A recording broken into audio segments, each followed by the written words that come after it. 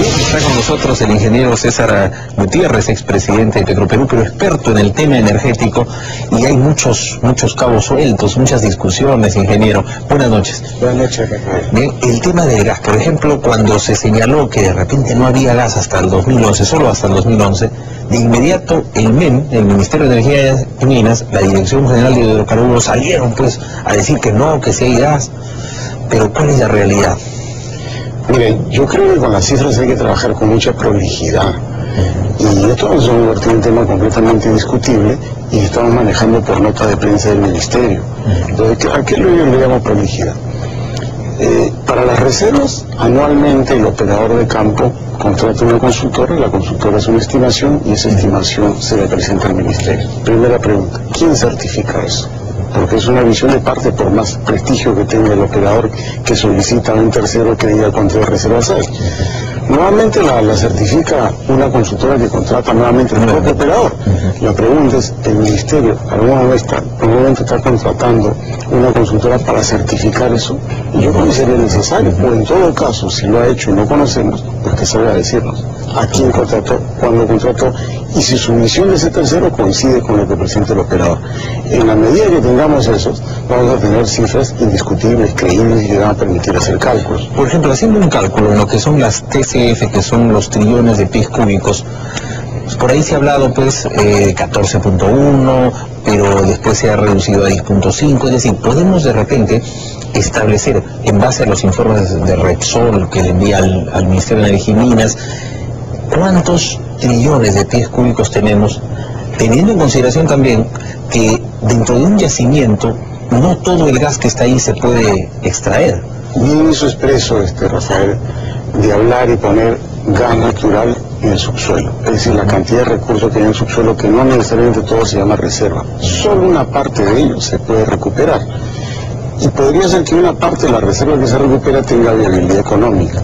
El concepto de reserva, que es un concepto, lo define la API, que es la American Petroleum Institute, lo que dice es a qué recurso natural que tiene el subsuelo que sea recuperable y económicamente viable de producir. O sea, no todo lo que está ahí es reserva, sino solo aquello que se produce y tiene viabilidad económica, aquello que se puede recuperar. Entonces, cuando tú miras ese valor, hoy día en el caso del lote 88 lo que había expresado expreso era 10 puntos y algo TCFs. El Ministerio confirmó lo mismo, y cuando pone el lote 56 en recuperable, y que vamos a decir que eso es reserva, sale como 4 TCF más y suma 14 TCFs. Pero hay que precisar algo, porque la información que trae Expreso ponía 3 valores, o sea, para el recuperable 3 valores, porque acá hay una estimación, y esa estimación puede ser pesimista, una estimación baja, realista y optimista. Entonces, el valor de 10.1 que se exhibía, que es la información del 2007, que es lo que salió en Expreso, era la visión optimista. Hoy día que el Ministerio nos dice que es 14, la pregunta inmediata sería, ¿cuál de los 3 escenarios está planteando el Ministerio que vale 14? ¿El escenario bajo, el escenario medio o el escenario optimista? Si fuera el escenario optimista, yo creo que es demasiado riesgoso tomar decisiones sobre ese escenario, porque eso tiene una probabilidad de que no se pueda cumplir, que no pueda alcanzar. Entonces yo creo que el Ministerio lo que debería decirnos son 2 cosas. Primero, ¿alguien ha certificado? ¿Ha contratado el Ministerio a alguien a certificar los valores que se vienen hablando? Y si lo han hecho, ¿quién es, cuando lo hizo y qué dijo respecto a los proyectos del operador? Ese es el primer tema. El segundo tema es, del valor que estamos hablando, ¿a qué escenario corresponde? ¿A la predicción baja, a la predicción media o a la predicción alta? Lo sensato, lo cauto para hacer cálculos, por lo menos debería ser la media. Y si estamos haciendo predicciones y cálculos a futuros a la predicción alta, es un riesgo de que no podría ocurrir. Justamente en el análisis, más o menos entre la predicción media y la predicción alta hay como un TCF de diferencia. La razón de 1.000 millones de pies cúbicos por día, que es cuando estoy operando los campos mencionistas, significa 3 años de diferencia de reservas. O sea, si yo me equivoco en un TCF, me estoy equivocando en 3 años de producción. Entonces el tema es demasiado sensible como para ser muy optimista. Entonces yo creo que hoy en día que el tema se pone en discusión, lo que compete al Ministerio es decirnos con quién certifique y el escenario que estoy mostrando cuál es optimista, medio bajo.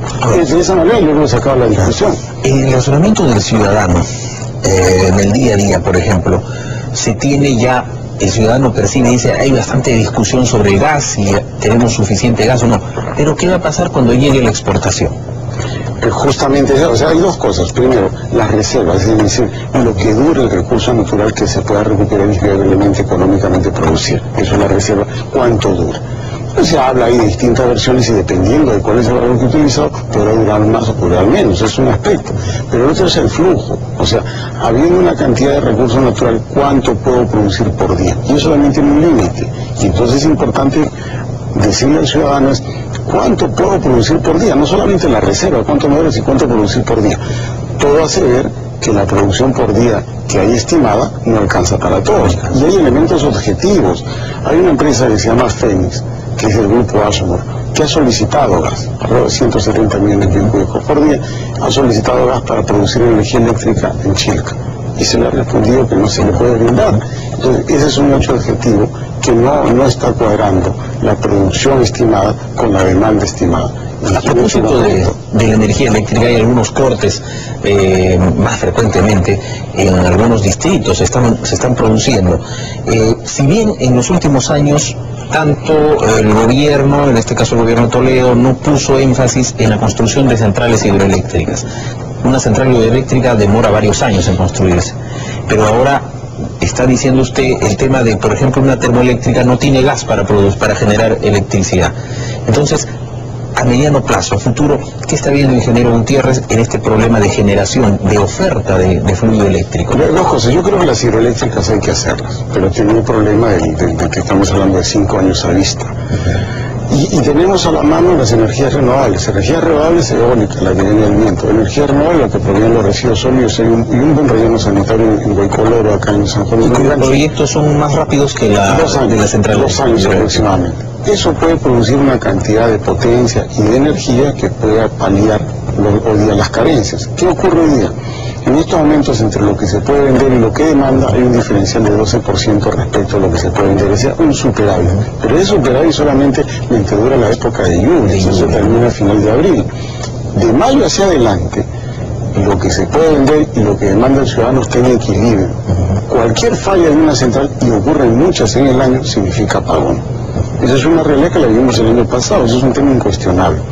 ¿Por qué debemos vivir pues, con un equilibrio precario sin reserva? ¿Por qué no apostamos a lo que el propio gobierno ha dicho?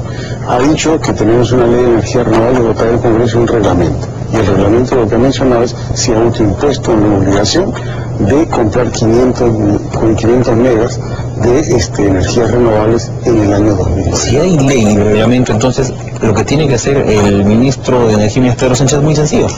Hay que empujar, pues impulsar lo que tiene que decir es los 500 megas que dice el reglamento que se van a comprar en 2009, anunciar en qué fecha salen las subastas. Y en un proceso de competencia, porque hay 53 concesionarios temporales, ellos intervendrán en una competencia y dirán, yo puedo colocar 100, 200, 300, hasta sumar 500 megas, y de esa manera tendremos dos cosas.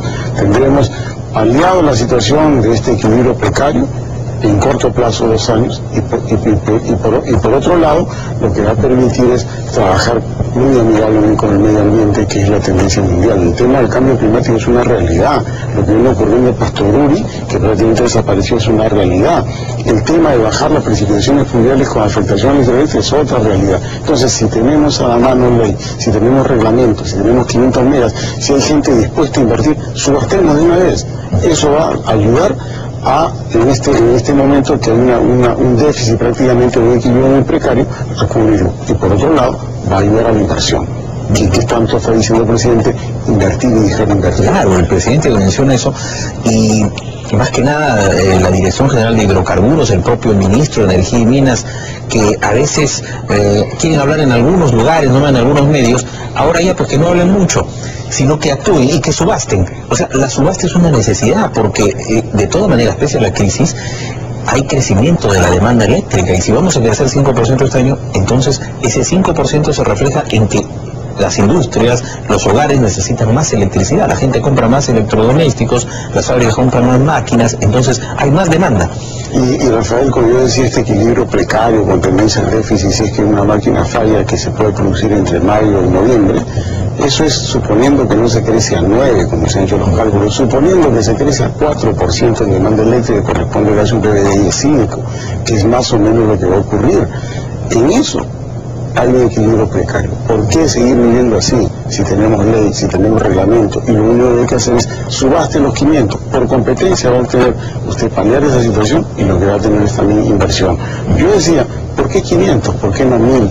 Hay un tema operativo que discutir, pero si fueran 1000, estamos hablando de 1.500 millones de dólares de inversión. Vayamos en línea con lo que dice el presidente dice invertir y dejar invertir. Pues dejemos invertir, subastemos. Eso es competencia. Es importante, subastar, ya está la ley, está el reglamento. Y eso es competencia. O sea, asignación, porque el mercado asigna mejor precio a aquel que pueda vender mayor cantidad de energía. Yo creo que ese camino debemos ir, y vamos en línea con lo que está diciendo el presidente, con el plan anticrisis de invertir y dejar invertir y paliar esta situación que hay un equilibrio precario de la generación de electricidad. Bien, ha estado con nosotros el ingeniero César Gutiérrez, experto en el tema de hidrocarburos y energético, y agradecemos su presencia. Gracias, Rafael. Bien, vamos a una pausa y retornamos.